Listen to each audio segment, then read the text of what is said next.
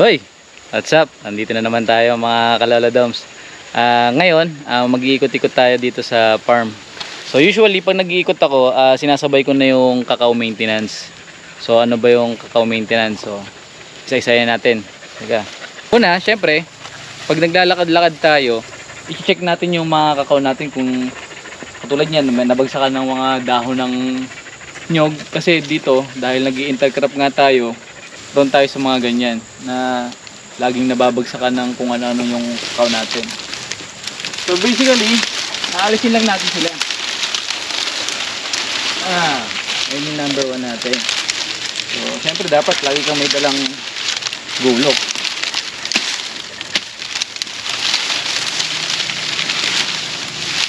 Lalayo mo na yan dyan. So ngayon, i-check mo kung may mga namatay ba sanga o naputol na sanga.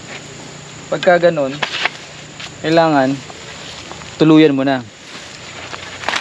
kasi tutubo naman yun. So okay, goods na tayo doon, no? Natanggalan natin yung mga harang. Pangalawa, syempre dapat lagi tayong may dalang pruning tools. Itong cutting tools natin, tsaka yung lagari kung may matataba tayong matatabang sanga. Kasi tingnan nyo, meron tayong aalisin dapat. Ito yung tinatawag nating mga young shoots o mga bata pa. Kasi ano na to kung tutuusin, hindi siya dapat part nung main branch natin. So yan, inaalis natin yung mga ganyan. Kasi dapat ma-maintain lang natin yung main branch natin ng 3 hanggang 5 na sanga. Tapos medyo bawasan natin, ipuprune natin. Yan. Diba? Kailangan laging clear tong gitna. Kasi dyan bubunga yan. Dyan mamumulaklak. Pangatlo, yung ano natin. Huwag natin masyadong palalayuin yung katawan. Katulad nito. Hanggat maaari, hanggang 2 metro lang yung layo niya from main branch. Kasi minsan hindi nila kakayanin yan. Mapuputol yan. So, usually, babawasan na natin itong ulo niya, yung mga mahaba, yung lumalagpas na. So, para makontrol natin yung haba nila. So, ayan din yung magiging bansot sila. Mas gusto ko yung ganyan yung bansot kasi napakadaling mag harvest kung sakaling ganun.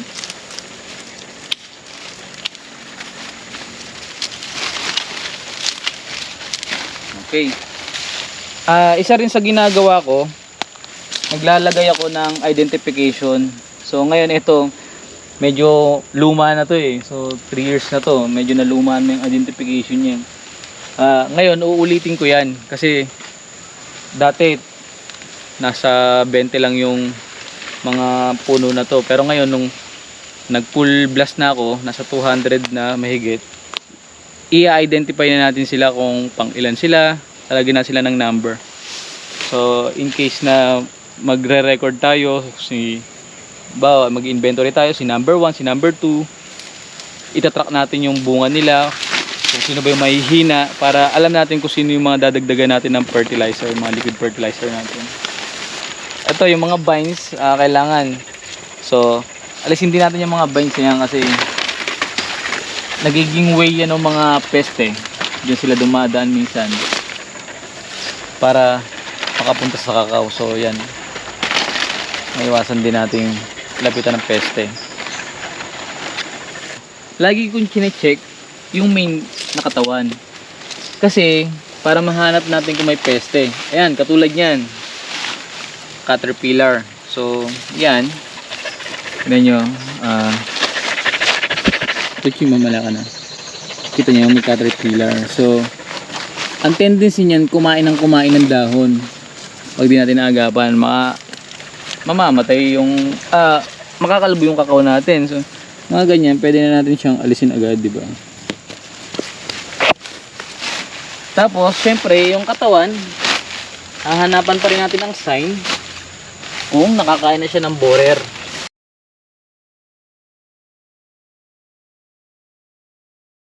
So nakita ko parang may butas na yung katawan niya. Dito nagsimula yan, sa butas na yan. Tingnan natin.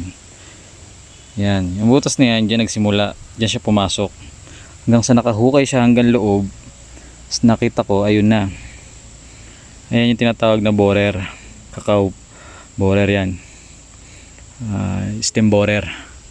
So dyan, dapat putulin mo na habang maaga pa. Tapos i-trace mo siya kung saan siya nakarating.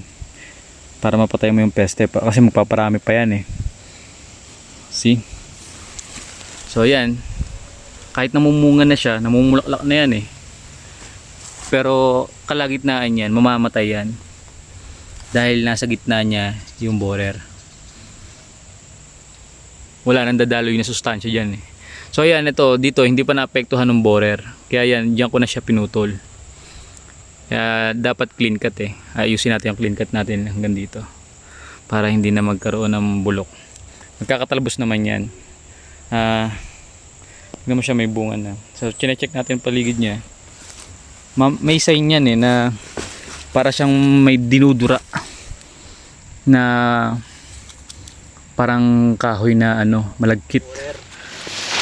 So this time good tayo. Okay, dito naman tayo sa isang matured na may bunga na.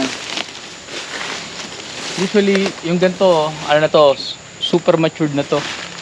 Full grown na to. Bumubunga na to. Ayan, sinasabi ko sa inyo, babawasan natin yung nguso niya para hindi masyadong lumalayo sa katawan. Kasi bumibigat yan eh. Mas mahirap mag-harvest pag malalayo na yung sanga. So, babawasan natin sila. Pero yung nguso-nguso lang. Ayan. Titingnan natin, babalansayin natin. So ayan, hindi natin yan. Kasi dapat open tong gitna. No? Kasi dapat yung hangin para hindi amagin yung mga bunga. Kasi pag lagi silang basa, aamagin yan. Tsaka prone din nga sila sa mga sakit pag laging basa itong katawan.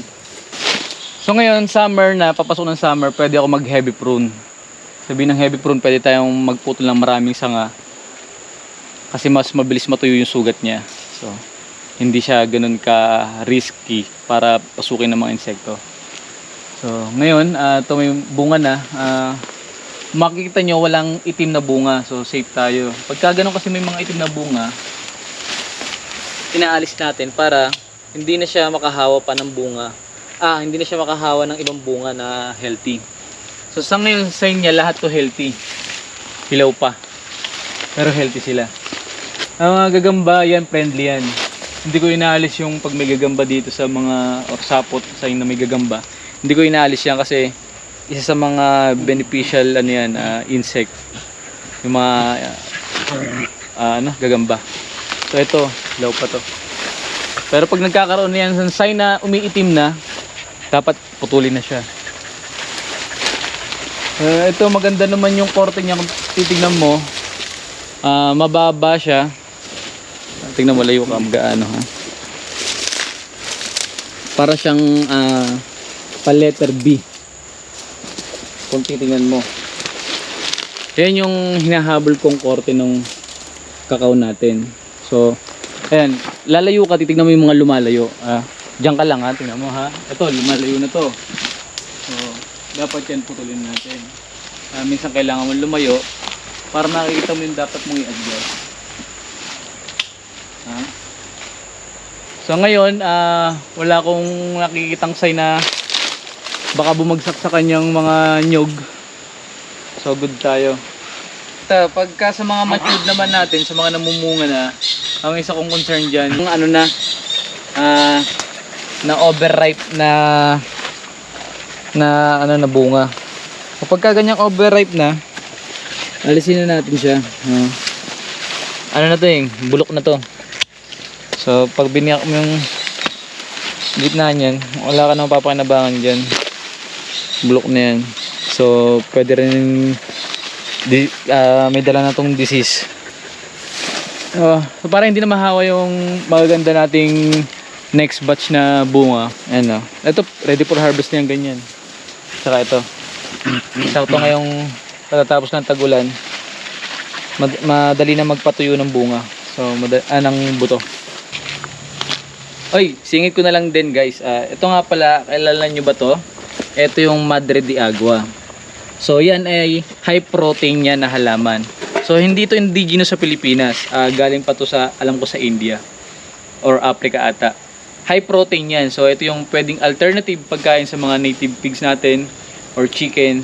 Basta sa mga ano natin, pang farm na hayop. Pwede yan. Pro tip lang mga kalolo doms ha.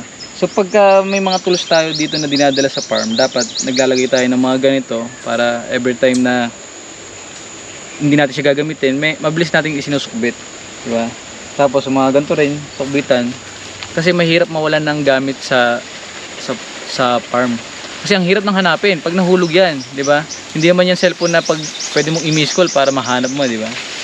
So isa sa mga pro tip natin yan.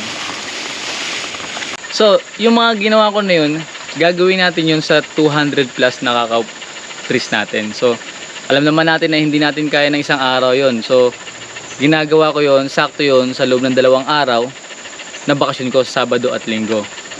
So, sana ay natutunan kayo sa aking sineshare na pag-maintain. At sa susunod na linggo naman siguro, yung pag-maintain naman ng dragon fruit. At saka, kung ano yung mga ginastos namin doon, share ko rin sa inyo. So like and subscribe sa aming Lolo Doms YouTube channel.